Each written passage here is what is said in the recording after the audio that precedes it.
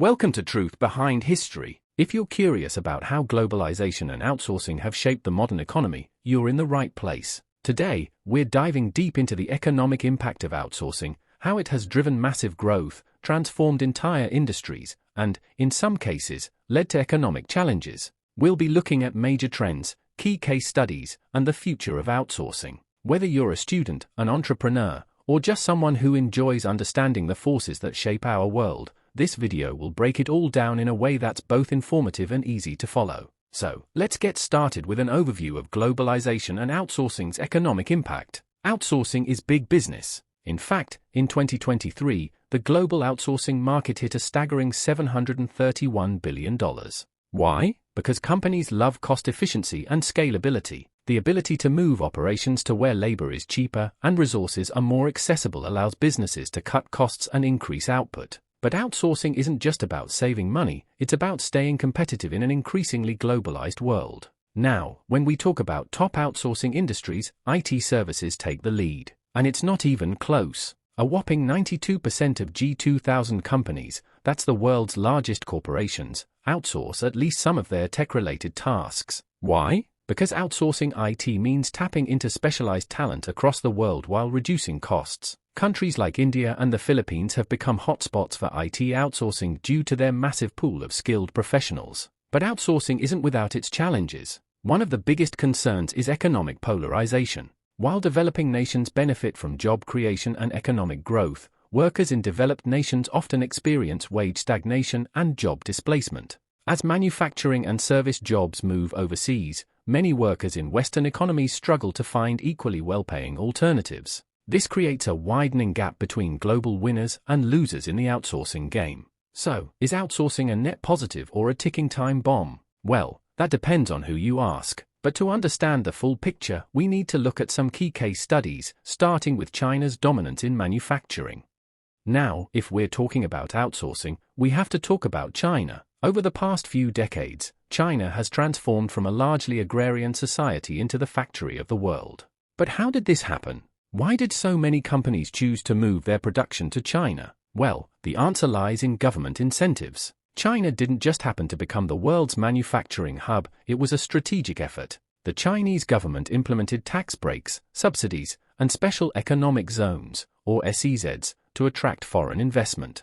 These zones, like those in Shenzhen and Guangzhou, provided businesses with low taxes, modern infrastructure, and fewer regulations, making it incredibly appealing for global companies to set up shop. And the result? China now controls 28.7% of global manufacturing output, making it the largest producer in the world. Walk into any store, flip over a random product, and there's a very high chance you'll see Made in China stamped on the back. From electronics to clothing to heavy machinery, China dominates global supply chains. But this massive export-driven economy comes with a downside: trade imbalances. When one country exports significantly more than it imports, it creates dependencies and, in some cases, tensions. Many Western economies, particularly the US, have expressed concerns over outsourcing reliance and the loss of domestic industries. This has led to trade disputes, tariffs, and economic negotiations as countries attempt to rebalance global trade. So, while China's manufacturing boom has fueled economic growth,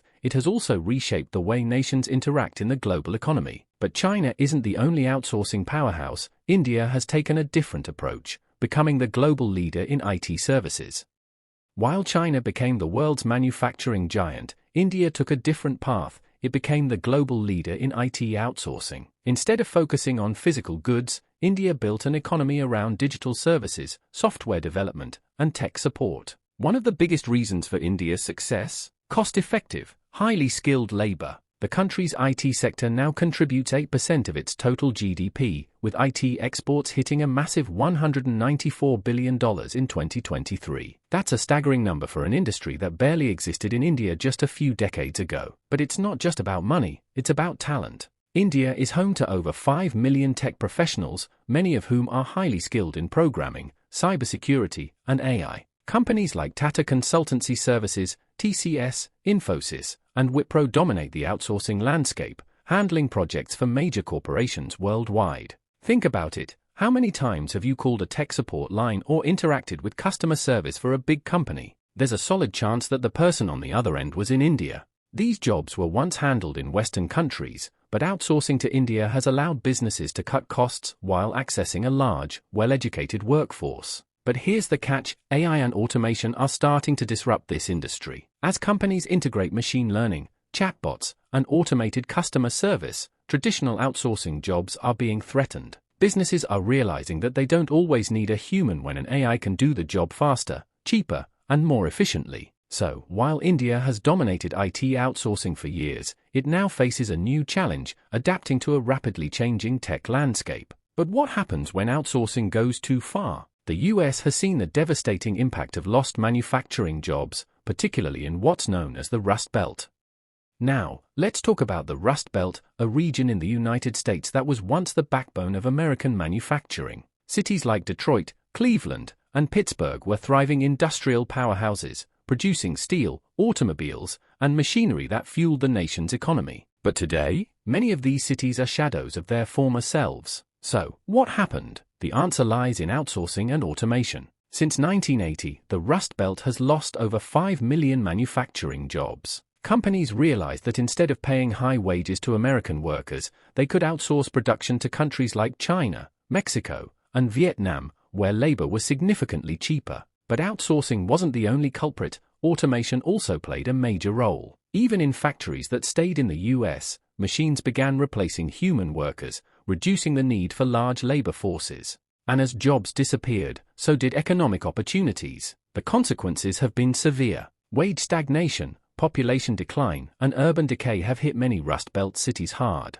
Once thriving manufacturing hubs have struggled with crime, poverty, and economic instability. Detroit, for example, declared bankruptcy in 2013, a shocking symbol of how outsourcing and industrial decline can devastate entire communities. But it's not all doom and gloom. In recent years, there's been a push for reshoring efforts, bringing manufacturing jobs back to the US. New policies, investments in automation, and infrastructure improvements have helped some industries make a comeback. Companies are starting to see the risks of relying too heavily on foreign supply chains, and with advancements in domestic automation, some production is returning home. Still, the Rust Belt story is a cautionary tale, a reminder that globalization and outsourcing can bring both incredible opportunities and painful consequences. But as we look toward the future, a new force is reshaping outsourcing, AI, automation, and shifting trade policies.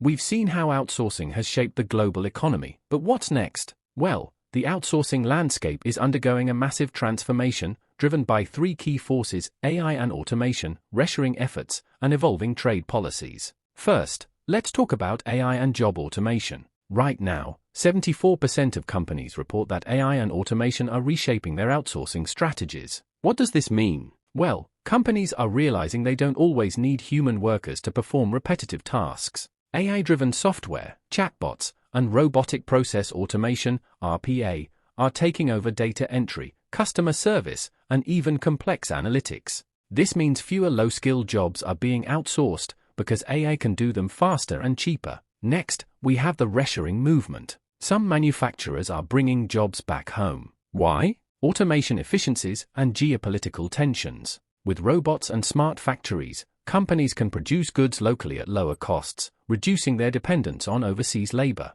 On top of that, rising political tensions, especially between the US and China, are making some companies rethink their reliance on global supply chains. And that brings us to evolving trade policies. Outsourcing is no longer just about cost, it's about economic security. Trade disputes, shifting alliances, and new regulations are redefining the outsourcing landscape. The US-China trade war, for example, has pushed many companies to diversify their supply chains, looking to places like Vietnam, Mexico, and even back to the US for manufacturing alternatives. So, what does all this mean for the future? Well, outsourcing isn't going away, but it is evolving. Companies will continue to look for the most efficient and cost-effective solutions, but AI, automation, and shifting global dynamics are rewriting the rules. Now, as we wrap things up, let's take a step back and consider the big picture, the ongoing balancing act between efficiency, fair labor, and ethical outsourcing.